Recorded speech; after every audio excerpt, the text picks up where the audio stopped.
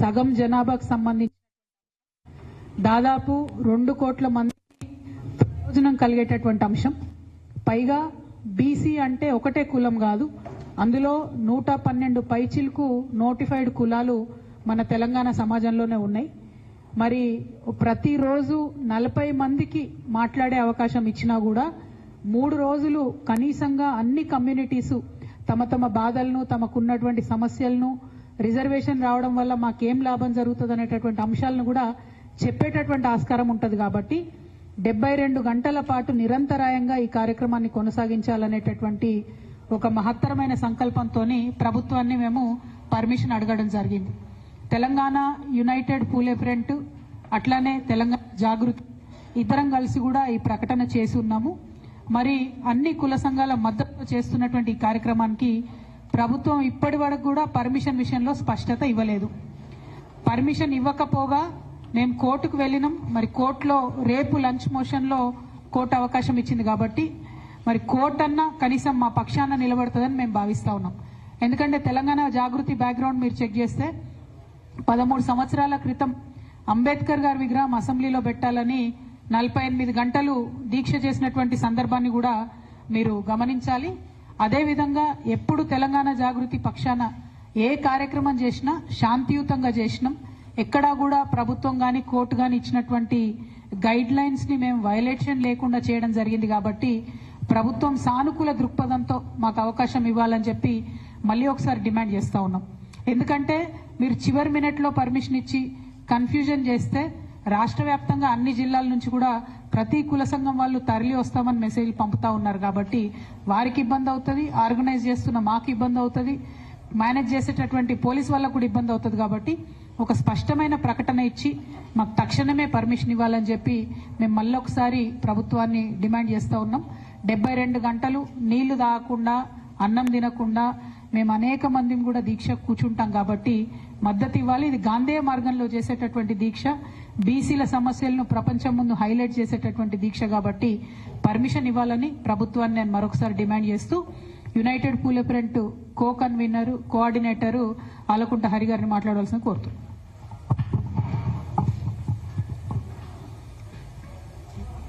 పత్రికా సమావేశానికి విచ్చేసిన మీడియా మిత్రులందరికీ నమస్కారం. అదే నాకు మాట్లాడే అవకాశం ఇచ్చిన కవితక్క గారికి ప్రత్యేక ధన్యవాదాలు తెలుపుతూ, శాంతియుతంగా బీసీల కోసం 72 గంటల దీక్ష చేయడానికి సిద్ధమైన కవితక్కకు ఈరోజు పోలీస్ డిపార్ట్మెంట్ వారు పర్మిషన్ ఇవ్వడానికి వెనక ముందు అవుతున్నారు. గత చరిత్రలో గతంలో చేసిన దీక్ష కూడా చూసుకుంటే ఎలాంటి అవాంఛనీయమైన సంఘటనలు జరగకుండా దీక్ష చేసి అసెంబ్లీలో అంబేద్కర్ విగ్రహాన్ని సాధించిన ఘనత కవితక్క గారికి ఉన్నది. మహిళలకు సంబంధించిన దాంట్లో కూడా దీక్షలు చేసిరు. ఎలాంటి అవాంఛనీయ సంఘటనలు జరగలేదు. కాబట్టి బేషరతుగా ఈరోజు రాష్ట్ర ప్రభుత్వము ఖచ్చితంగా రేపు పర్మిషన్ ఇచ్చి దీక్ష చేసే అవకాశం కల్పిస్తుందని కోరుకుంటున్నాము. లేని పక్షంలో ఖచ్చితంగా కోర్టులు ఉన్నాయి, జడ్జిలు ఉన్నాయి, ఖచ్చితంగా వాళ్ళు ఇచ్చే వరకు కూడా మీరు తెచ్చుకుంటే బాగుండదని చెప్పేసి ఈ వీడియో ముఖంగా తెలియజేస్తున్నాను. Thank you. జై తెలంగాణ. మళ్ళీ ఒకసారి బీసీల పక్షాన మేము కోరుతా ఉన్నాం. అన్ని పార్టీలకు లేఖలు ఇవ్వడం జరిగింది. చాలా మంది ప్రజా సంఘాల వాళ్ళు కూడా దీంట్లో పాల్గొంటారు. అట్లానే బీసీ కమ్యూనిటీలో ఉన్న మేధావులు, ప్రజాస్వామ్యానికి మద్దతుగా నిలిచేటటువంటి మేధావులు, నాయకులందరూ కూడా ఈ అంశం పట్ల సానుకూలంగా ఉన్నారు. కాబట్టి ఇవాళ కాంగ్రెస్ పార్టీ 42%లో ముస్లింల రిజర్వేషన్ ఉందా లేదా స్పష్టత ఇస్తలేదు. At the same time BJP party ఏమో ముస్లింల రిజర్వేషన్ ముస్లింలలో ఇంక్లూడెడ్ అయితే మేము పర్మిషన్ ఇవ్వమని చెప్పి వాళ్ళు చెప్తారు. అంటే ఇద్దరు కూడా నేను కొట్టినట్టు చేస్తాను, నువ్వు ఏడిచినట్టు చేయని కలిసికట్టుగా ఆడుతున్నటువంటి నాటకంగా మేము దీన్ని భావిస్తా ఉన్నాం. వీరిద్దరి యొక్క అంశాలను కూడా ప్రజల ముందు మేము తేటతెల్లం చేయదలుచుకున్నాం. మేము ఈ దీక్ష ద్వారా సాధించాలనుకునేటటువంటి విషయం ఒక్కటే, కాంగ్రెస్ పార్టీ స్పష్టతనివ్వాలి.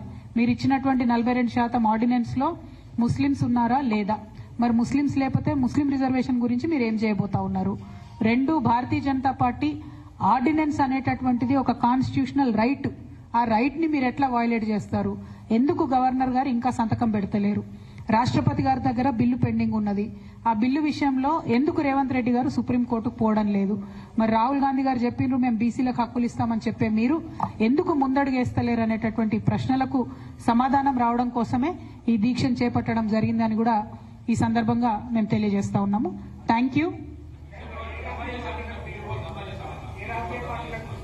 బీజేపీ వాళ్ళు ధర్నా చేసుడంటే కామెడీ కాకపోతే దొంగనే దొంగ అన్నట్టుంది.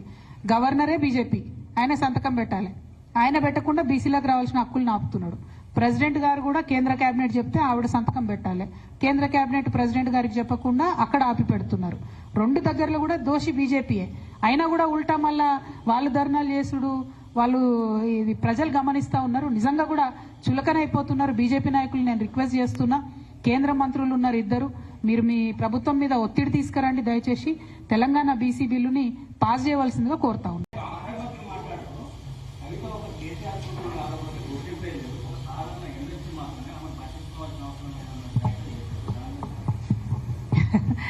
ఇప్పుడు ఇక ఏం చెప్పాలన్నా నీకు నా బాధ.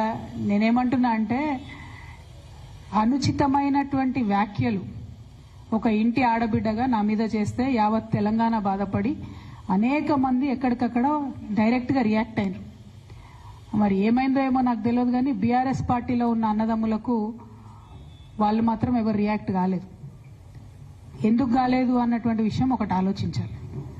రెండు, మీ అందరికీ తెలుసు, నేను ఎప్పుడు కూడా నిర్దిష్టమైన సమాచారం లేకుండా మాట్లాడను. ఇవాళ నేను చాలా నిర్దిష్టమైన సమాచారంతో చెప్తున్నా. ఆ వ్యాఖ్యల వెనుక ఒక బీఆర్ఎస్ పెద్ద నాయకుడి హస్తం ఉన్నది. అందుకనే బీఆర్ఎస్ పార్టీ నాయకులు ఎవరు కూడా రియాక్ట్ కాలేదని చెప్పి నేను బలంగా నమ్ముతా ఉన్నాను. ఆ కుట్రలు చేసిన పెద్ద నాయకులు ఏమనుకుంటున్నారంటే, నా దగ్గర ఎవరో 10 మందిని పెట్టి నా దగ్గర జరిగే అంశాల సమాచారం ఎప్పటికప్పుడు తీసుకుంటున్నామని చావు తెలివితేటలు ప్రదర్శిస్తున్నారు. కానీ ఆ బాగా పెద్దగా ఉన్న నాయకుడికి అర్థం కావాల్సింది ఏంటంటే, అక్కడేం జరుగుతుందో కూడా నాకు సమాచారం వస్తూనే ఉంటుంది. సో మీరు ఏ టైంలో ఎవరిని కలిశారు, నా మీద వ్యాఖ్యలు చేయడానికి మీరు ఎవరిని ప్రోత్సహించారు, మీరు ఎంత కింద స్థాయికి దిగజారి ఒక ఆడబిడ్డ మీద అటువంటి వ్యాఖ్యలు చేయించారు, ఇవన్నీ కూడా నేను చూస్తున్నా, గమనిస్తున్నా. నేను బలంగా కర్మ సిద్ధాంతాన్ని నమ్ముతున్నా. నేను మళ్ళీ చెప్తున్నా, ఇవాళ మీరు నన్ను ఒంటరి చేసి ఏదో చేయాలని అనుకోవచ్చు, నా మీద ఇటువంటి వ్యాఖ్యలు చేపించి శునకానందం పొందొచ్చు టెంపరీగా, కానీ దేవుడు అనేవాడు ఉన్నాడు. ఖచ్చితంగా అది మీకు తిరిగి కొట్టే సమయం వస్తుంది. ఒకటి. రెండు ఒక లిల్లీపుట్ నాయకుడు, నల్గొండలో బీఆర్ఎస్ పార్టీ నాశనం చేసిన ఒక లిల్లీపుట్ నాయకుడు ఆమెవరు ఈమెవరు అని మా గురించి మాట్లాడుతూ ఉన్నారంటే, మరి ఆయనకు ప్రోత్సాహం ఇస్తున్నది ఎవరో కూడా ప్రజలు ఆలోచించుకోవాలి. ఇవాళ నల్గొండ జిల్లాలో ఒక సీటు కూడా రాలే. ఆయన సీటు సావు తప్పి కన్నులొట్టవైన చందంగా చివరి నిమిషంలో అనుకోకుండా గెలిచినటువంటి సీటు. ఎన్నడూ ప్రజా ఉద్యమాలు చేయలే. కేసీఆర్ గారు లేకపోతే మరి నువ్వెవరు, అది కూడా ఆలోచించుకోవాలి కదా. కేసీఆర్ గారు లేకపోతే బీఆర్ఎస్ పార్టీలో ఉన్న ఏ నాయకుడైనా ఎవరు? ప్రజలకు మనందరినీ పరిచయం చేసింది కేసీఆర్ గారే కదా. మనలో మనం కన్ఫ్యూజన్ ఉన్నప్పుడు ఇష్టం వచ్చినట్టు మాట్లాడుకోవచ్చా? ఈ లిల్లీపుట్ నాయకుడు మాట్లాడంగానే ఇంకో చిన్న పిల్లగాడు నిన్నగాక మొన్న మా పార్టీలోకి వచ్చిన వాళ్ళు కూడా ఎటుపడతట్టు మాట్లాడు. అసలు ఎవరు మీరు? మీకు తెలంగాణ ఉద్యమంతో సంబంధం ఏంది? బీఆర్ఎస్ అధికారంలోకి వచ్చినాక బీఆర్ఎస్లోకి వచ్చి పదవులు పొంది ఉల్టా నా మీదనే మాట్లాడతారా మీరు? మేము ఉద్యమం చేసిందే మీ మీద కదా. చిన్న పిల్లగానిలా ఉండు బాబు. నువ్వు పెద్దవాళ్ళ విషయాల్లో తలదూర్చకు, తెలియని విషయాల్లో అసలే తలదూర్చకు. నీ వెనకాల చాలా మంది ఉన్నారు అని అనుకుంటున్నావేమో. వాళ్ళ సంగతి కూడా ప్రజలకు వస్తుంది, తెలుస్తుంది. ఎప్పుడో ఒకసారి అన్ని బయటపడతాయి. ఒక ఆవేదనతో చెప్తున్నా, నేను ఉట్టిగా చెప్తలేను. రాజకీయం చేయొచ్చు, కానీ ఇంత నీచంగా ఒక ఇంటి ఆడబిడ్డ మీద ఇటువంటి మాటలు మీరే అనిపించి స్పందించకుండా ఉంటారా? తెలంగాణ ప్రజలు ఊరుకోరు. నేను చెప్తున్నా.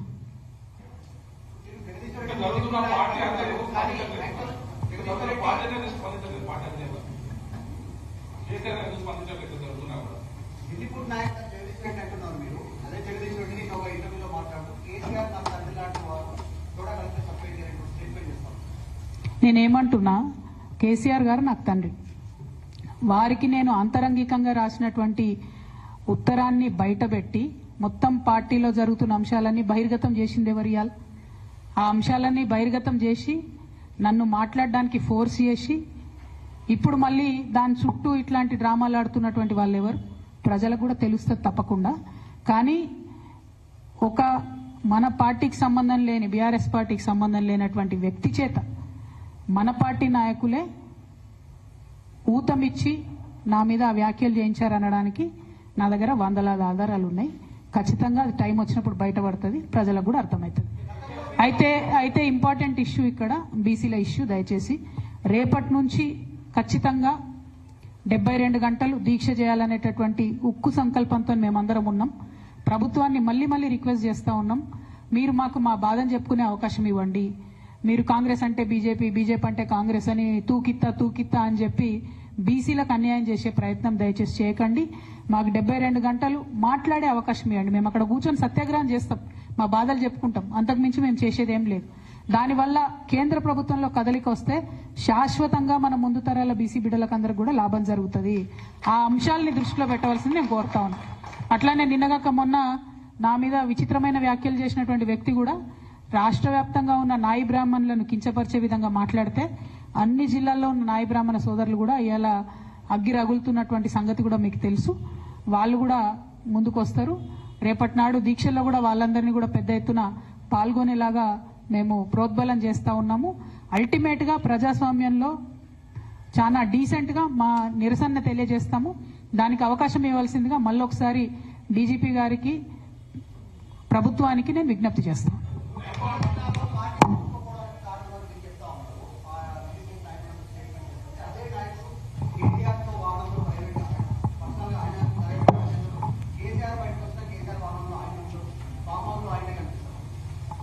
నేనేమంటున్నా అంటే ఆ లిల్లిపుట్ నాయకుడి గురించి మాట్లాడితే చాలా ఎక్కువ ఆయన గురించి ప్రజలకు తెలియజెప్పాలి కాబట్టి మాట్లాడినా, ఇక అంతకు మించి అవసరం లేదు.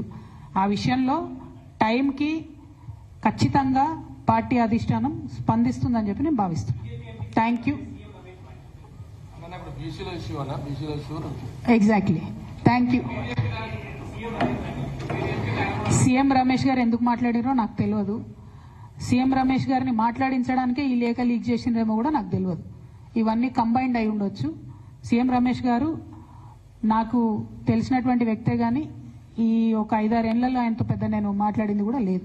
సో ఆయనంతటా ఆయన బయటకు వచ్చి చెప్పిండు అని అంటే దీనికి నా లెటర్ లీక్ కావడానికి వెనక కూడా ఏదో అవినాభావ సంబంధం ఉందని నేను భావించే పరిస్థితి వస్తుంది. నా దగ్గర ప్రత్యక్షంగా సమాచారం లేదు ఆ విషయంలో.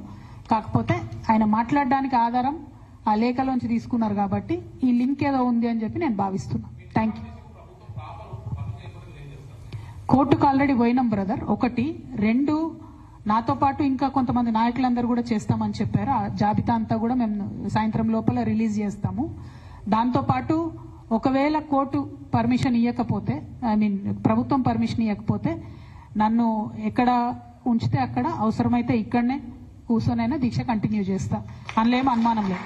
ఎందుకంటే 72 గంటలు 112 కులాల వాయిస్ వినిపించాలనేటటువంటిది ప్రధానమైనటువంటి ఎజెండా కాబట్టి ఖచ్చితంగా ఆ వాయిస్ వినిపించడానికి ఎక్కడ అవకాశం దొరికితే అక్కడ నేను వినిపించడం జరుగుతుంది.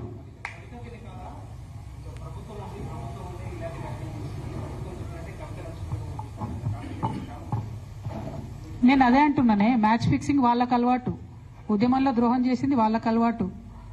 మేము ఉద్యమాలు చేసి బతుకమ్మలు ఎత్తుకొని పోతుంటే ఆనాడు మమ్మల్ని బంధించింది వాళ్ళు. అధికారం రాగానే ఈ పార్టీలోకి వచ్చి పదవులు అనుభవించింది వాళ్ళు.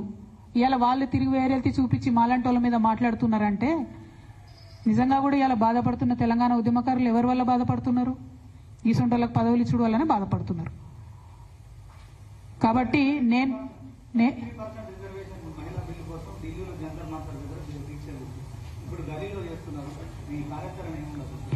33% మహిళా బిల్లు కోసం దీక్ష చేసింది అది నేషనల్ పార్లమెంట్ అండ్ అసెంబ్లీస్ లో కావాలని చేసినాం కాబట్టి ఆనాడు ఢిల్లీలో చేసినామండి.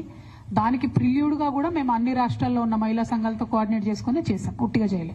2, ఇప్పుడు మనం చేసేది తెలంగాణ బీసీ బిల్ కోసం చేస్తున్నాం కాబట్టి ఇక్కడ దీక్ష చేస్తా ఉన్నాం.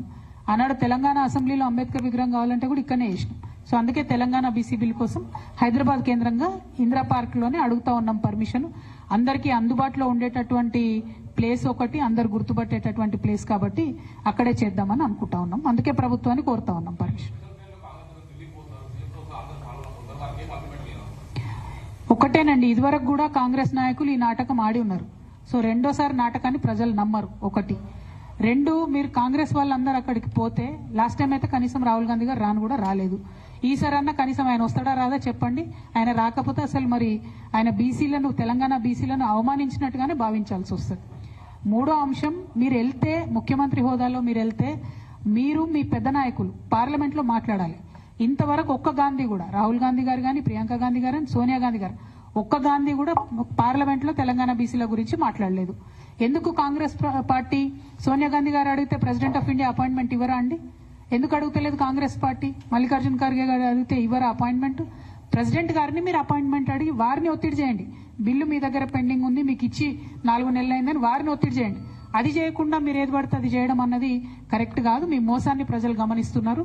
కాబట్టి ఇద్దరు జాతీయ పార్టీల మోసాన్ని ఎండగట్టడానికే తెలంగాణ బీసీల తరఫున అనేక మంది బీసీ మేధావుల సలహా మేరకు, అనేక మంది న్యాయ నిపుణుల సలహా మేరకు, అనేక మంది ప్రజా సంఘాల వాళ్ళ సలహా మేరకు, కుల సంఘాల వాళ్ళ సలహా మేరకే ఈ దీక్షను చేపట్టడం జరిగింది.